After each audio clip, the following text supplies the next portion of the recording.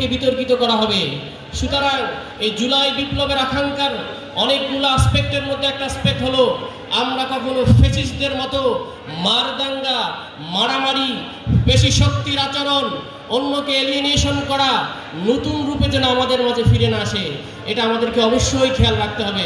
তা না হলে বাংলাদেশের রাজনীতিতে যে নতুন বন্দোবস্তের কথা বলতেছি, আমরা নতুন সংস্কৃতির কথা বলতেছি, নতুন বাংলাদেশের কথা বলতেছি, নতুন রাজনৈতিক সম্ভাবনার কথা বলতেছি, সেগুলো ধ্বংস হয়ে যাবে।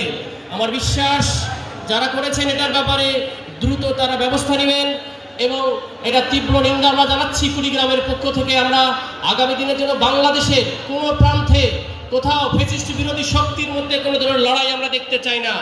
আমরা দেখতে চাই একটা ইউনাইটেড বাংলাদেশ, যে বাংলাদেশের আমরা ধনী গরিব, হিন্দু মুসলিম বৌদ্ধ খ্রিস্টান, আলেম ওলামা ইমাম মুয়াজ্জিন, নারী পুরুষ সবাই সহাবস্থান করে সুন্দর বাংলাদেশ বিনির্মাণ করবে। এবং আমার বিশ্বাস কোরআন আমাদেরকে এটাই শিক্ষা দেয়, সবার সাথে সুন্দর আচরণ করা, ইভেন তার পিতামাতার সাথে এবং তার শত্রুর সাথে যুদ্ধের ময়দানেও আচরণের ক্ষেত্রে ইসলামের প্রিন্সিপাল আমাদেরকে শিখিয়ে দিয়েছে যে কোনোভাবে গাছ কাটা যাবে না, যুদ্ধের ময়দানে অন্য ধরনের প্যাকাটতে আক্রমণ করা যাবে না, যুদ্ধ নিয়ম বলি করে মেনে চলতে হবে। সুতরাং